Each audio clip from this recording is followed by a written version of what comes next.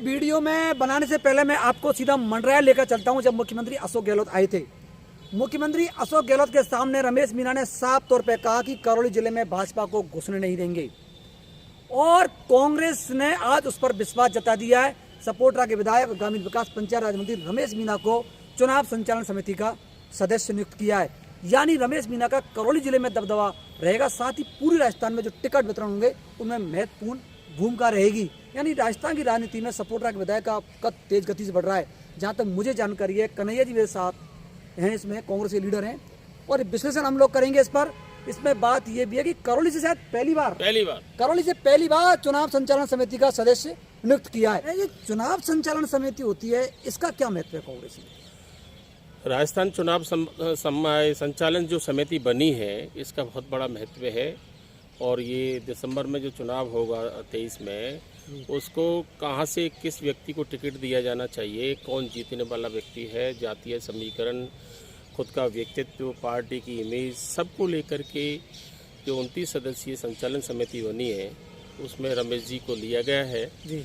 और रमेश जी का कद पहले तो वैसे भी राजस्थान लेवल में कैबिनेट मंत्री, पंचायत राज सबसे बड़ा विभाग है जी, तो उसमें जिम्मेदारी संभालते थे।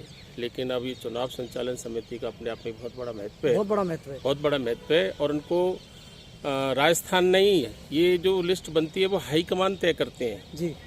हाईकमान ने तय किया, यानी गांधी परिवार खड़गे जी ने विश्वास व्यक्त किया।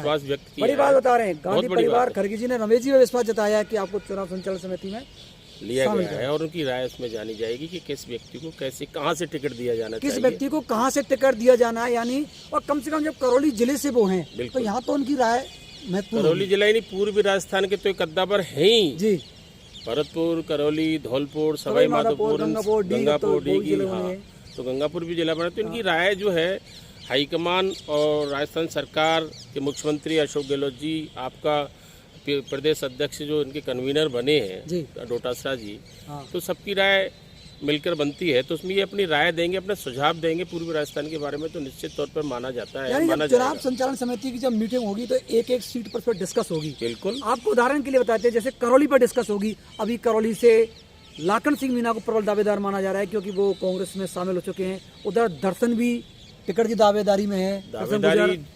तो जब दावेदारी में डिस्कस होगा तो रमेश जी के सामने ये प्रश्न आएगा कि अब आपको इसमें किसका फैसला करने की राय तो रहेगी उनकी। रमेश जी जो फैसला देंगे, जो राय देंगे, कांग्रेस की सरकार बने जी, ये बहुत बड़ा इनके पास ये चैलेंज है कि 25 साल के बाद में ये पर पार्टी चली आ रही है, एक बार कांग्रेस एक बार बीजेपी, तो उन्होंने इस चैलेंज को स्वीकार किया है। हाँ। और अपने काम के माध्यम से स्वीकार किया है कि जिस तरह अशोक गहलोत ने काम किया इस 5 साल में, तो पुनः इनके दिमाग में है कि जनता हमको हमारे काम के आधार पर पुनः निर्वाचित करेगी। और उसी हिसाब से रमेश जी से जिले में, करौली ही नहीं, रमेश जी से टोडाभीम तो है, टोडाभीम है, हिंडोन है, यहाँ है, धौलपुर, सबके बारे में राय जानी जाएगी।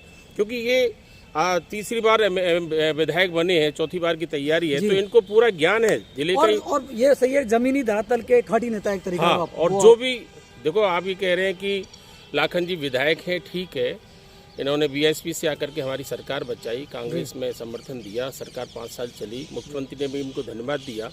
लेकिन अब आगे जीतने की परिस्थिति क्या रहेंगी, ये बहुत बड़ी बात है, ये महत्वपूर्ण बात बता रहे हैं लाखन जी की। जीतने की परिस्थिति क्या रहेगी, हिंडौन सिटी विधायक भरोसीलाल जाटव की जीतने की परिस्थिति क्या रहेगी, टोडाभीम से पीआर मीणा की क्या रहेगी। यानी आकलन धीरे धीरे एक एक गणित। इसमें एआईसीसी लेवल पर भी सर्वे हुआ, स्टेट लेवल पर भी सर्वे हुआ, और जो संचालन समिति बनी है इनकी की राय निश्चित तौर पर जानी जाएगी। प्लस माइनस ये करेंगे कि भाई कौन आदमी जीत सकता है, और मेन प्रायोरिटी जीतने वाले की होती है, उसकी जिसकी छवि अच्छी होगी, जो पार्टी के प्रति वफादार भी होगा, और जो चुनाव जीत सकता है उसकी प्रायोरिटी निश्चित तौर पर होगी। यानी आप सीधे तौर पर समझ सकते हैं, एक बार पे जो चुनाव संचालन समिति बनी है वो करौली जिले को तो डिफेंड करेगी पूरी तरीका से, और पूरी राजस्थान में भी रमेश जी की राय महत्वपूर्ण रहेगी। टोडाभीम की यदि हम बात करें, जैसे पीआर मीणा अभी वहाँ से विधायक है, वो खुद टिकट मांग रहे हैं। अभी आरती मीणा भी सामने आ रही है, भभी भी सामने आ रहे हैं, और रमेश जी के खास समर्थक भी यहाँ पर शामिल होंगे और भी होंगे। उन सब में से चुनाव तो उनको करना पड़ेगा।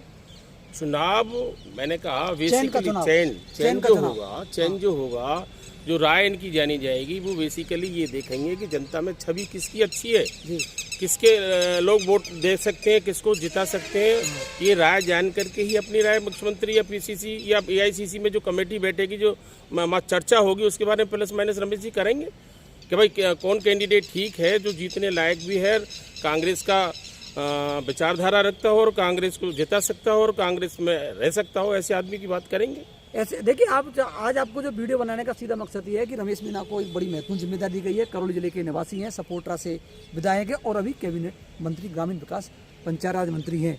चुनाव संचालन समिति का अर्थ आपको कन्हैया जी ने इस तरह समझा दिया कि चुनाव संचालन समिति एक तरीके से फैसला करती है। बिल्कुल फैसला करती है। सभी वर्ग को देखिए, ये जो चुनाव संचालन समिति बनी है, सभी जाति विशेषकर नेता जो बेसिकली जनता से में जुड़े हुए लोग हैं, जिनको राजस्थान के बारे में अच्छा ज्ञान है, जो सरकार का भी ज्ञान है, जिन्होंने पॉलिसीज बनाई हैं, उनका सबका ज्ञान है। ऐसे लोगों को, मेचर्ड लोगों को ही इस समिति में लिया गया है, जो अच्छे ढंग से काम करेंगे और चुनाव तक अपनी परफॉर्मेंस निभाएंगे। इस जो समिति है, इसका चेयरमैन बनाया गोविंद सिंह डोटासरा, कांग्रेस के प्रदेश अध्यक्ष है। उस समिति में सीएम अशोक गहलोत जी, पूर्व डिप्टी सीएम सचिन पायलट जी हैं और अन्य सदस्य हैं। तो इससे अंदाजा आप लगा सकते हैं कितनी महत्वपूर्ण समिति में रमेश मीणा को शामिल किया गया है।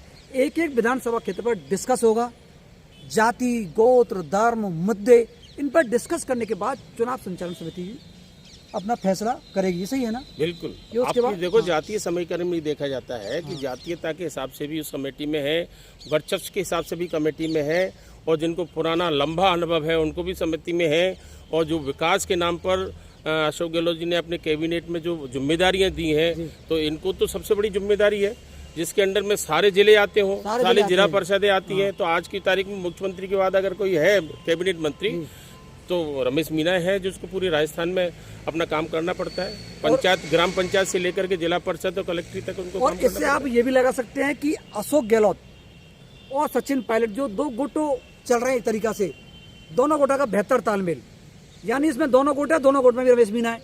बिल्कुल। इसमें मतलब कहीं कोई रमेश मीणा जी ने कांग्रेस सरकार, अशोक जी हो चाहे आपका पायलट साहब हो, सबके बीच में तारतम्य बना के चले, क्योंकि हाईकमान की इच्छा ये है कि सब मिलकर के चुनाव लड़े। जब हाईकमान का ये आदेश है, मंशा है, तो उसी मंशा के हिसाब से अशोक जी चल रहे हैं, उसी मंशा से पायलट साहब चलेंगे, उसी मंशा से रमेश जी चलेंगे, और लोग भी उसी मंशा से चलेंगे। उसी मंशा से सभी लोग चलेंगे।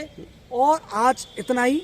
विधानसभा चुनाव को लेकर न्यूज संभाग पर लगातार इस प्रकार के एपिसोड आपको देखने को मिलेंगे। आपको ये वीडियो पसंद आए, इसको शेयर करें और कमेंट्स करके जरूर बताएं, क्या रमेश मीणा का कद राजस्थान में तेज गति से बढ़ रहा है। सपोर्टरा की चिंता किसी को नहीं करनी चाहिए। सपोर्टरा का टिकट तुमको फाइनल जैसा मान सकते हैं, क्योंकि कैबिनेट मंत्री है, संचालन समिति में, अब तो वो टिकट बांटने वाली स्थिति में, बिल्कुल बांटने वाले की स्थिति में है। पूरे राजस्थान में अपना अनुभव, अपना विचार, अपनी परफॉर्मेंस देंगे कि भाई ये जीतने वाला है। क्यों? चुनाव संचालन समिति एक मुख्य संचालन समिति होती है, इससे बड़ा कोई नहीं है स्टेट लेवल पर। अब जो चुनाव में होगा, इससे बड़ी कोई समिति नहीं है। इसके बड़ी समिति तो एआईसीसी में है, जहां सेंट्रल चुनाव समिति बनेगी, वो उससे ऊपर विचार करेगी। पर स्टेट लेवल पर तो ये महत्वपूर्ण कमेटी है, इससे बड़ा कोई कमेटी नहीं है। स्टेट लेवल पर महत्वपूर्ण कमेटी में सपोर्टरा के विधायक रमेश मीणा इसमें शामिल हैं। आप सभी के लिए बहुत बहुत धन्यवाद। जय हिंद।